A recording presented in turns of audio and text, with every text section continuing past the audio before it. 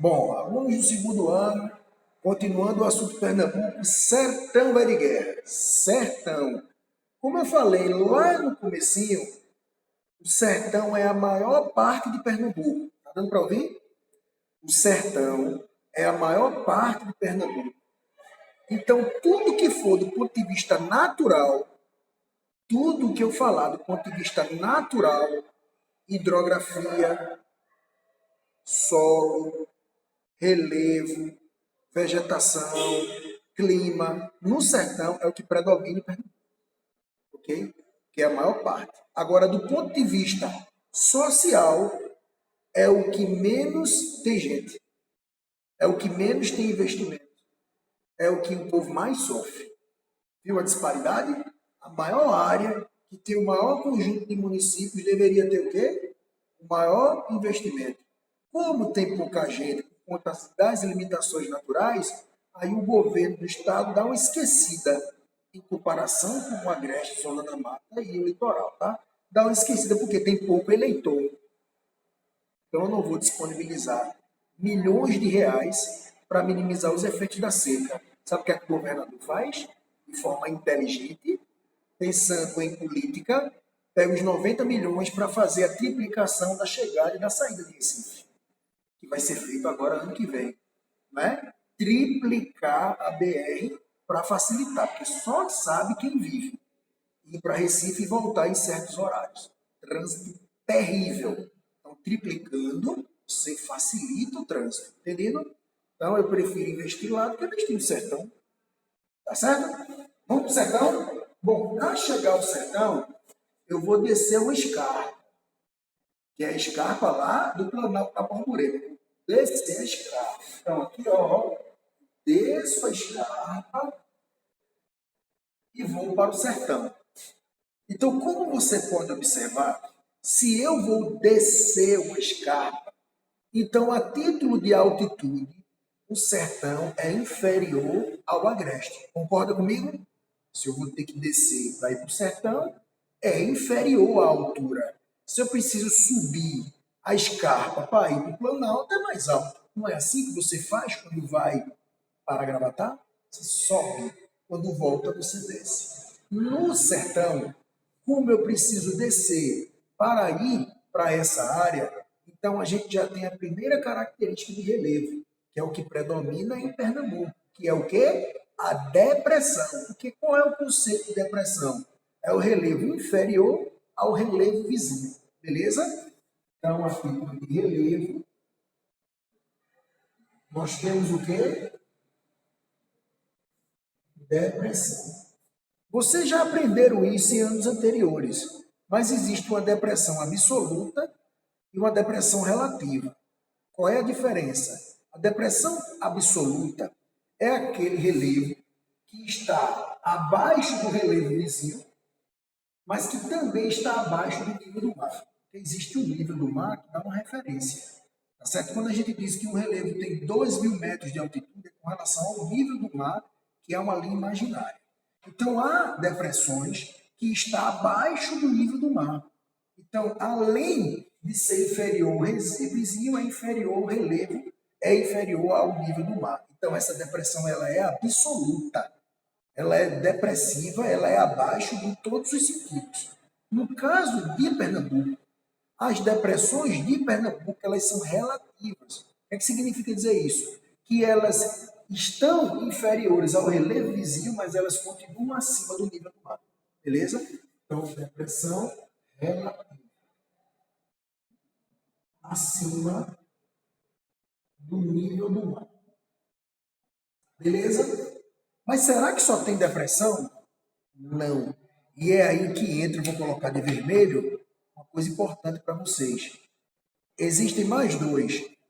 Relevo aplainado e Inselberg. Eita criatura! Vou explicar. Você está aqui para aprender. Você sabe o que é um relevo aplainado? Quem escuta assim, relevo aplainado, acha que é o quê? Planície. Não é verdade? Ei, gente que está em casa, vai participando para a gente interagir. Já ouviram falar em Inselberg? Inselberg e relevo aplainado. Coloquei de vermelho. Vamos explicar. Eu vou fazer uma comparação para você entender. Uma mulher galega é a mesma coisa de uma mulher agalegada? Uma mulher que nasceu loira, do cabelinho amarelinho, é a mesma coisa de uma mulher que pinta o cabelo de louro? É a mesma coisa? Me diga. Uma pessoa magra, naturalmente, e uma pessoa que ficou magra por conta de uma redução de estômago, é a mesma coisa? Só que foi uma redução de estômago, você olha e fala assim, bicho está magro, mas tem cara de gulha ainda. Tem aspecto de gente doente. Não é verdade? Por que eu estou dizendo isso? Porque quando a gente lê a palavra aplainado, aplainado, aplainado, dá a ideia de plano, dá a ideia de planície, beleza? Mas aplainado não é uma planície. E vamos entender a diferença. A planície sempre foi plana. A planície, ela sempre foi plana, ela se caracteriza por ser plana. Um relevo aplainado ficou plano. Ficou plano. Não é diferente? Vamos para o desenho? Como vocês já aprenderam no primeiro ano e também esse ano, o relevo que nós temos hoje é resultado de um processo de erosão ao longo de milhares de anos. Não é assim? Lembra? Erosão da chuva, erosão do vento, que é um processo de desgaste lento, é um temperismo lento. Entendido até aí? Vem para cá. Então, há milhões de anos atrás, sabe como era o relevo do sertão em muitas áreas? Assim.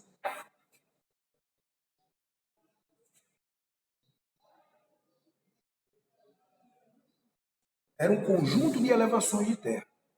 Lembrando que essas elevações de terra possuem estrutura, né? Lembra da estrutura? Maciço antigo, bacia sedimentar, tem estrutura. Então, o que é que eu vou fazer? Eu vou colocar o sinal de mais, aonde é mais resistente, que vai resistir às erosões ao longo do tempo. E o de menos, menos resistente. Vamos para o sinal de mais.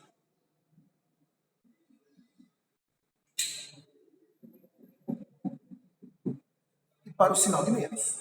Te pergunto, a resistência desse relevo outrora era homogênea? Era homogênea? Não. Então, quando levar vento, temperatura, chuva quando tiver nessa área, vai desgastar. E milhões de anos depois, o que é, minha gente que está em casa, vai acontecer com esse lado de cá, que é menos resistente? Vai, ó, vai se desgastar. Se desgastar ao ponto de ficar o quê? Plano. Eu te pergunto, isso aqui é planície? Não. Isso é um relevo? Aplainado. Porque era alto e ficou baixo. Relevo aplainado. Ok? O lado de lá também é menos, né? Então também vai ser um relevo aplainado. Ok? Também é um relevo aplainado. Então aqui é um relevo aplainado e aqui é um relevo aplainado, que são áreas que se desgastaram mediante a sua resistência, que era fraca, ao longo de vários anos, sofrendo intemperismo, sofrendo erosão. Entendido? E essa parte aí do meio, desgastou? Não. Essa parte aí do meio é uma área mais resistente.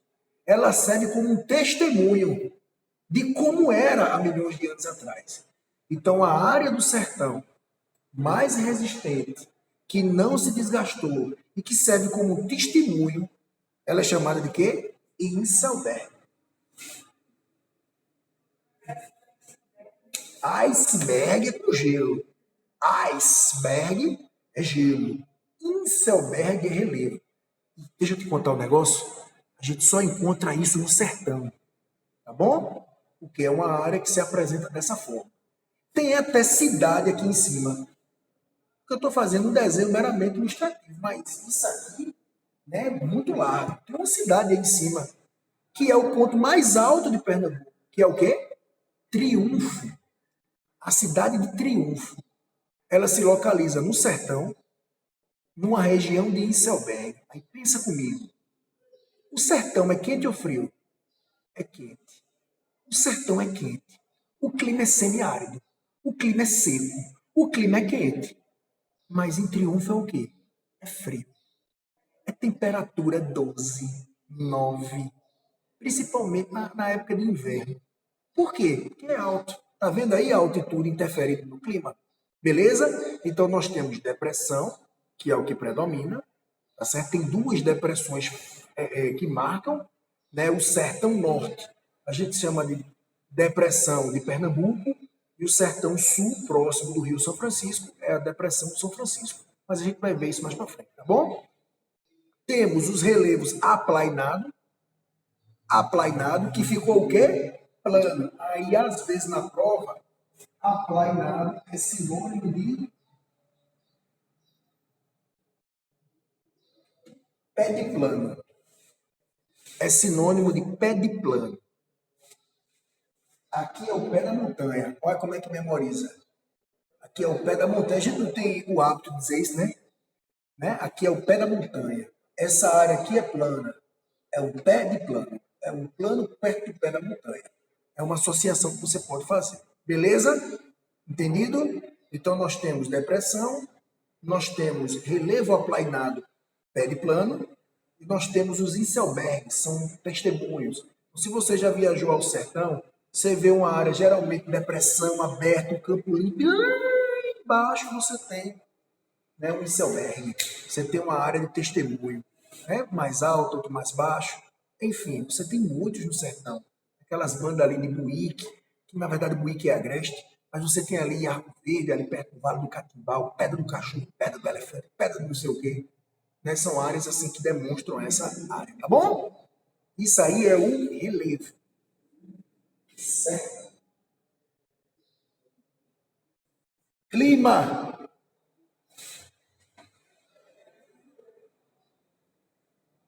Clima, como nós sabemos, é o quê? É um semiárido.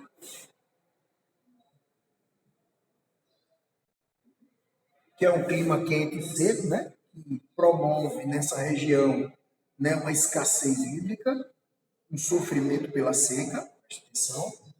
Nós temos o bioma Caatinga, nós temos a Caatinga, que é o único bioma endêmico do Brasil, ou seja, só existe no Brasil, beleza? Vem sofrendo desmatamento por conta de grandes obras de pecuaristas, de infraestrutura, vem sofrendo sim, mas é um bioma rico, é um bioma que tem suas belezas, a gente já estudou isso em domínio morfoclimático, bioma, tá certo? E uma coisa que eu queria chamar a atenção é que como um bioma ele é desmatado, ele pode ser reflorestado.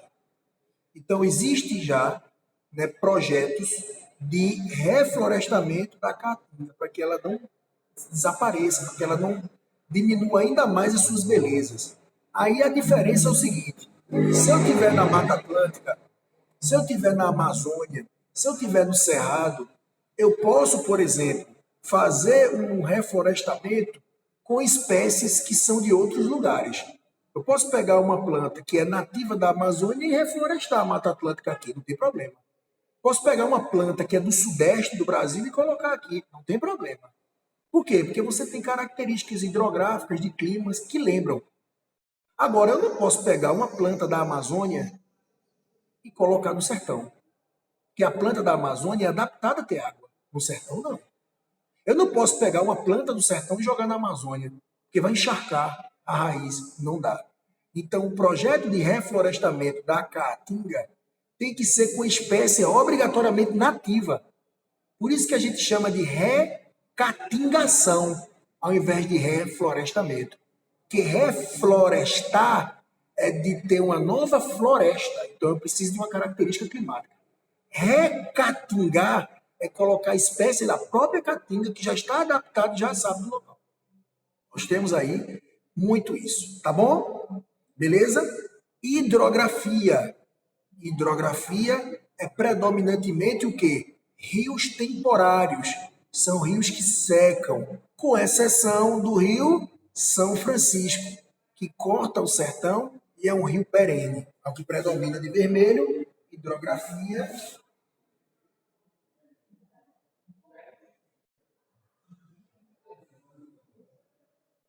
Rios temporários. Ok? Rios temporários. Até aí alguma dúvida? Não? O que é que marca a economia? O que é que dá dinheiro, bebê? No sertão, algumas coisas dão dinheiro, tá certo? Mas depende da área. Existem três grandes atividades que marcam o sertão. Duas delas estão no sertão sul, que é o sertão meridional. Vou fazer um desenho para vocês.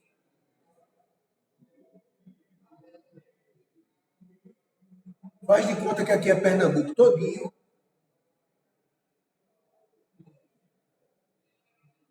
E aqui é o sertão, a maior parte. O sertão é dividido em duas partes, certo? Essa daqui de cima é o sertão de Pernambuco, sertão do Pajeú, sertão do Mochotó, que é o povo chama, é mais seco. E nós temos o sertão daqui de baixo, que é o sertão do São Francisco, que é mais úmido. Por que é mais úmido? Por conta da água do São Francisco. Então, a água do São Francisco passa por essa área. Então, a água vai ser importante para o projeto de agricultura. Agricultura no sertão, sertão verde, agricultura, produção de uva, produção de vinho, né? Então, nós temos nessa área aqui uma cidade que representa isso, que é Petrolina, que é a cidade mais desenvolvida do interior de Pernambuco, mais rica e desenvolvida do que Caruaru, para você ter noção. Várias faculdades federais, faculdades de medicina, escolas de Recife que tem lá, IGE, Motivo, colocam lá, porque existe esse mercado, né? Faz fronteira com a Bahia, né? Do outro lado da ponte do Rio já é Juazeiro na Bahia. Bahia é mais rico do Nordeste, então isso é uma coisa que também contribui, apesar de ser uma área menos desenvolvida em Juazeiro, mas está ali pertinho, né? Por ali vai para Feira de Santana, também chega, tá bom? Então você tem essa característica de atividades econômicas. Então eu vou colocar aqui agroindústria,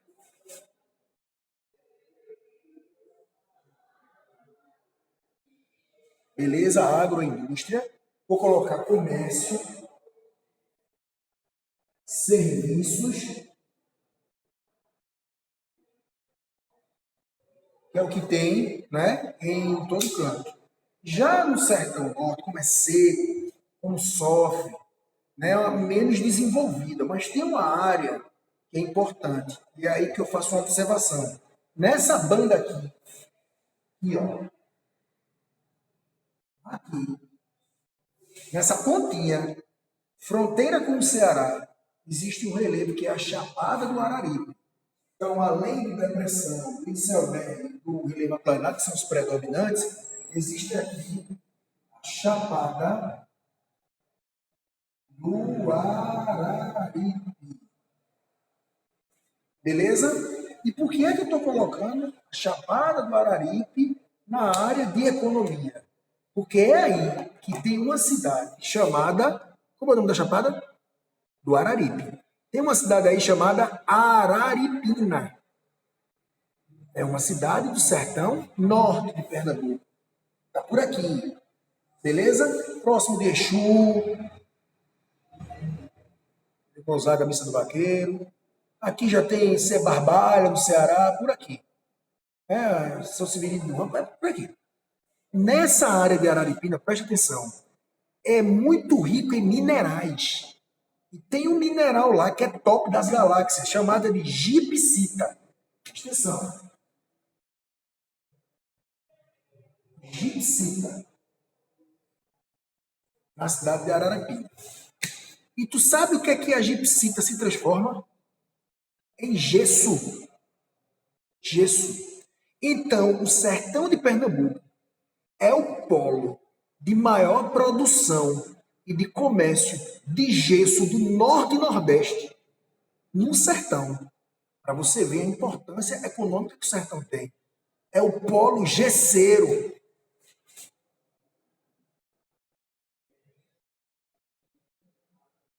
Então, esse gessinho aí no teto da escola, da sua casa, a parede de gesso, muito provavelmente vem dessas bandas, tá certo? Então, é só uma marca. E para a gente terminar essa parte do sertão, além das questões, né, minha gente, sociais, que aí a gente não precisa nem comentar, menos desenvolvido, menor IDH, de uma maneira geral, sofrimento por conta da seca, região de êxodos, né, em busca de uma condição melhor. Existe uma coisa que a gente não pode deixar de falar. E eu gostaria que vocês fizessem uma pesquisa sobre isso, tá bom? Que é, como é que eu resolvo, como é que eu minimizo a situação da seca? Aqui é desenvolvido por conta da água, aqui não é. Aí existe um projeto que há muitos anos vem sendo debatido, né? Que é o projeto de transposição do Rio São Francisco, aonde eu vou desviar a água do rio principal, que é o São Francisco, levando água para as áreas que não tem, que é essa parte do quê? Do sertão setentrional norte, tá bom? E que vai para Paraíba, que vai para o Ceará, que vai para outros municípios. Então, eu gostaria que você fizesse uma pesquisa sobre a transposição do Rio São Francisco, ok? O eixo norte, o eixo leste, tá bom? Eixo norte, eixo leste. A água é de onde vem a transposição? De Cabrobró, vai para onde? Né? Eu já vi a transposição, já vi o canal, já desci, já molhei o pé. Né? Então é uma obra assim faraônica, muito importante, que vem sendo pensada desde a época de Dom Pedro. Dom Pedro, e que ao longo dos anos deixou de ser um projeto meramente social, de benefício para quem não tem água, para ser um projeto político, para ser um projeto de lucro. Tanto é que tem gente que ganha dinheiro com o sofrimento dos outros. Tem uma expressão que diz na prova que é a indústria da seca. São as pessoas que ganham dinheiro, que usufruem da seca e do sofrimento dos outros. Então, quando eu faço isso, eu levo água para quem não tem. A grande crítica ao projeto é que quem mais vai se beneficiar são os grandes fazendeiros. E a população, algumas vão se beneficiar, lógico, tendo água, vai ter irrigação, vai ter, né, o solo é rico, o solo tem nutrientes, só precisa de água para germinar. Quando chove, fica tudo perdido.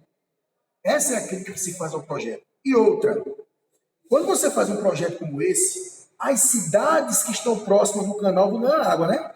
Então imagina uma cidade aqui, uma cidade aqui, uma cidade aqui, uma cidade aqui.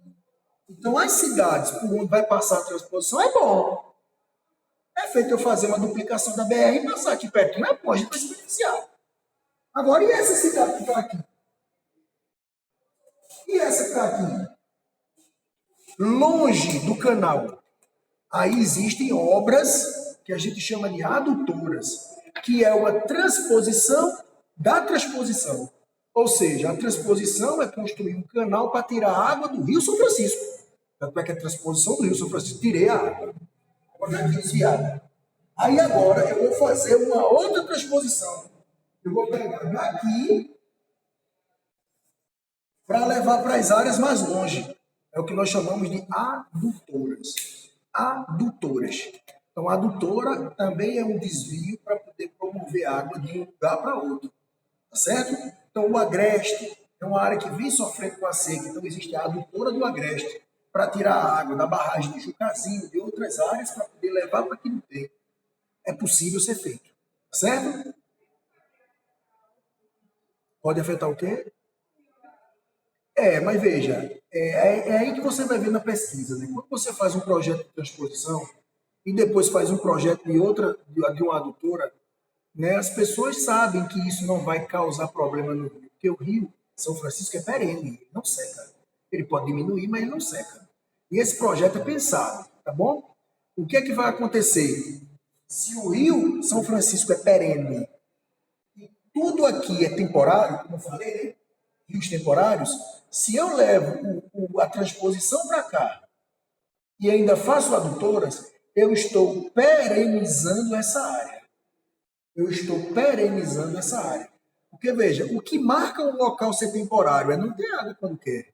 Se eu passo por um canal que vem água de um rio que não seca, é óbvio que ali também não vai deixar de ter água. Então, eu vou perenizar bacias secundárias. Eu vou perenizar essas áreas. Então, a área de rio temporário vai ter água agora vindo de um rio permanente, então aqui vai ficar permanente também. Agora, tem um lado positivo e tem um lado negativo dessa situação. Eu queria que vocês pesquisassem. Tá? O lado positivo é esse benefício. O lado negativo é que as pessoas acham que quem mais vai beneficiar são os grandes fazendeiros e outra, não seria a alternativa para resolver o problema da seca. Existem outras formas mais baratas de tentar minimizar o problema da seca, porque às vezes o problema da seca não é só a falta d'água, é a falta de interesse. Lembra que eu falei? Como tem pouca gente, tem pouco eleitor. Então não se dá atenção devida. Então o problema não seria a seca com S, seca. Seria a cerca, de cercar, de cercear, de isolar. Então o povo sertanejo, como é em menor quantidade, fica cercado, isolado, falta de investimento. Por isso que a seca é pior. Beleza? Agora, se essa região do sertão fosse a que tivesse mais gente, mais eleitores, pode ter certeza que o problema da seca seria resolvido ou minimizado. Tá bom? Então, a cerca ideológica, a cerca demográfica é o que faz com que a seca natural seja ainda mais intensa. Entendido? Ok? Vou parar de gravar essa segunda aula.